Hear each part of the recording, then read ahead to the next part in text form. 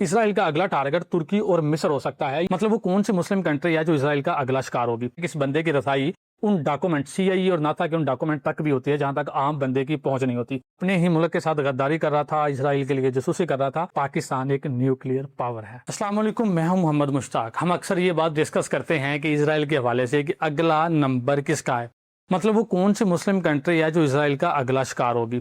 اور یہ بات اس وقت سے زور پکڑ چکی ہے جب سے اسرائیل نے ایران کے اوپر اٹیک کیا ہے. اور بہت سے لوگوں کا تو یہ کہنا ہے کہ اس سے اگلا نمبر جو ہے وہ پاکستان کا ہے. ایران کو وہ اپنی ایک بیس کے طور پر استعمال کرے گا جب اس کے اوپر وہ کنٹرول کر لے گا یا اپنی مرضی کی حکومت بٹھائے گا. تو چلیے آئیے ایک ویڈیو دیکھتے ہیں, اس کے بعد ہم تھوڑا سا مطالعہ کریں گے کہ اگلا نمبر کس کا ہے. I'm not so sure that we will have as easy a time with the Turks as we've had with the Iranians. I've been following Turkish military doctrine, and The strongest army in the Middle East? the storm is coming. Yes, of course. And they're a member of NATO. And even worse, they're a member of NATO. So I look at Iran as a problem we absolutely have to finish. And I'll explain what I mean by that. Gaza, same thing, and the Hezbollah. Why am I fixated on this now? Because we have to be prepared for the next war, which will be probably against Turkey and Egypt.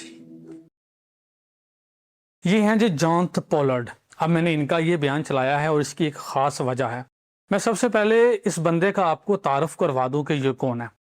یہ بندہ امریکہ میں پیدا ہوتا ہے, مطلب یہ ایک امریکی شہری ہے لیکن ایک جوز خاندان میں پیدا ہوتا ہے اور امریکہ میں پڑھتا ہے. اور اس کے بعد یہ US naval intelligence officer anti terrorist alert centre میں ایک آفیسر بھرتی ہو جاتا ہے. اب یہاں پہ ایک دلچسپ بات یہ ہے کہ اس بندے کی رسائی ان ڈاکومنٹ CIA اور ناتا کے ان ڈاکومنٹ تک بھی ہوتی ہے جہاں تک عام بندے کی پہنچ نہیں ہوتی. اب یہ بندہ کیا کرتا ہے کہ وہ ڈاکومنٹس خفیہ طور پر امریکہ میں موجود جو اسرائیل کا سفارت خانہ ہے ان کے ساتھ شیئر کرتے ہیں. کون سے؟ CIA کے, ناسا کی اور ڈیفنس ڈاکومنٹ جو ہیں وہ اس کے ساتھ شیئر کرتے ہیں. اب ان ڈاکومنٹس کی بیس کے اوپر اسرائیل نے بہت زیادہ ڈیولپمنٹ کرتا ہے اپنے اسپیشلی ڈیفنس کو لے کر. اب یہ بندہ چونکہ ڈاکومنٹ کر رہا تھا, اپنے ہی ملک کے ساتھ غداری کر رہا تھا, اسرائیل کے لیے جاسوسی کر رہا تھا, تو اس بندے کو 1985 میں اریسٹ کر لیا جاتا ہے. یہ پکڑا جاتا ہے. اس کے بعد اس کو 30 سال قید کی سزا سنائی جاتی ہے. 2015 میں یہ اپنی سزا پوری کرنے کے بعد رہا ہو جاتا ہے اور سیدھا اسرائیل چلا جاتا ہے. اسرائیل میں اس کا بہت بڑا استقبال کیا جاتا ہے کیونکہ یہ اسرائیل کے لیے ایک ہیرو ہوتا ہے جس نے بہت سے ڈاکومنٹ, ڈیفنس ڈاکومنٹ اور خفیہ ڈاکومنٹ موساد کے ساتھ یا اسرائیل کے ساتھ شیئر کیے ہوتے ہیں. اب وہاں جا کے اس کے جو ریلیشنز ہیں وہاں کی حکمران جماعت یا ٹاپ کے جو پولیٹیشنز ہیں ان کے ساتھ ہو جاتے ہیں. اب جو اس نے بیان دیا ہے کہ اسرائیل کا اگلا ٹارگٹ ترکی اور مصر ہو سکتا ہے, یہ اس کا خود کا بیان نہیں ہے. وہاں پہ کیا چل رہا ہے, وہ کس طرح کی پلاننگ کر رہے ہیں, یہ بیان اس بات کی عکاسی کرتا ہے. تو اس لیے اس کا بیان جو ہے وہ بڑی اہمیت کا حامل ہے. اب ہم اس کو ایک مرتبہ دوبارہ سے کنفرم کرتے ہیں. دوبارہ سے کنفرم کرنے کے لیے ہم سال 2026 میں ایک میجر جوئش آرگنائزیشن کانفرنس ہوتی ہے USA میں.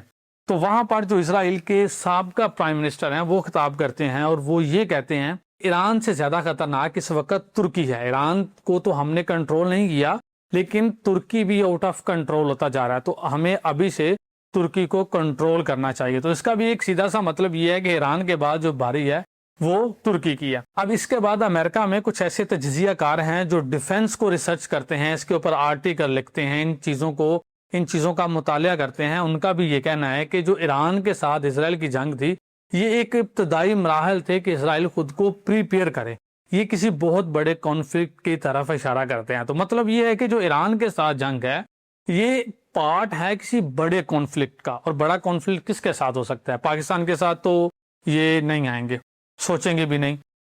ہاں اس کو معاشی طور پر کمزور کرنے کی کوشش ضرور کریں گے لیکن براہ راست سامنے نہیں آئیں گے.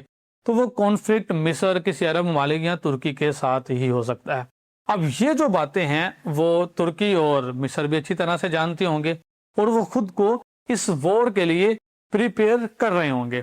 تو اگر ہم یہ دیکھیں کہ ترکی کے پاس اس وقت ملٹری پاور کتنی ہے تو ترکی کا نمبر 9 آتا ہے اپنی ملٹری پاور کو لے کر, کیونکہ اس کے پاس تقریباً 5 لاکھ ایکٹیو فوجی موجود ہیں اور یہ ویپن بنانے میں بھی اپنی مثال آپ ہے. اور اس کے علاوہ ڈرونز کا تو یہ گلوبلی सुपर पावर है। दुनिया का सुपर पावर अगर ड्रोन के मामले में किसी को कहा जाए तो इस वक्त वो तुर्की है। और तुर्की के जो रिलेशंस हैं वो यूरोप के साथ भी बिल्कुल दुरुस्त है। इनफैक्ट कि जो तुर्की है वो नेटो का हिस्सा है। और नेटो में एक चीज़ है कि अगर किसी ने भी किसी एक नेटो ममालिक पर हमला किया तो जितने भी नेटो ममालिक हैं वो सारे मिलकर उस कंट्री के ऊपर हमला करेंगे। तो मतलब ये एक बेसिक एडवांटेज है तुर्की के पास कि अगर उसके ऊपर इसराइल हमला करता है तो तमाम जो नेटो के ममालिक हैं वो इसराइल के ऊपर हमला कर देंगे। लेकिन यहाँ पर एक बड़ी प्रॉब्लम ये है कि नेटो जो है उसको सबसे ज़्यादा सपोर्ट जो है वो यूएसए करता है, और यूएसए सबसे ज़्यादा सपोर्ट जो है वो इसराइल को करता है, उसकी फेवर करता है। अब ये भी पॉसिबल है कि इसराइल जब तुर्की के ऊपर अटैक करे तो नेटो जो है वो इसराइल के खिलाफ फौजी कार्रवाई करना चाहे तो उसको यूएसए विटो कर दे। तो मतलब ये हो नहीं पाएगा, हम इस पे 100% ट्रस्ट नहीं करते, और ये बात तुर्की भी बड़ी अच्छी तरह से जानता है। तो इसलिए तुर्की को चाहिए कि वो जो अपने रिलेशंस हैं अपने उन अलाई के साथ रखें, अपने उन दोस्तों के साथ रखें जो मुश्किल वक्त में काम आए। उनमें से एक है हमारा प्यारा वतन पाकिस्तान। अब जब भी कुछ भी कोई भी प्रॉब्लम हुई है पाकिस्तान में, स्पेशली जंग के हवाले से, जिस तरह इंडिया के साथ हमारा पीछे कॉन्फ्लिक्ट हुआ था, तो उसमें तुर्की ने हमें ओपनली सपोर्ट किया था, और हम भी तुर्की को हर लिहाज से सपोर्ट करेंगे। और ये बात इसराइल को कभी भी नहीं भूलनी चाहिए कि तुर्की जो है वो हमेशा पाकिस्तान का साथ देता आया और पाकिस्तान भी तुर्की के साथ खड़ा है। और ये बात तो बिल्कुल भी नहीं भूलनी चाहिए कि पाकिस्तान एक न्यूक्लियर पावर है।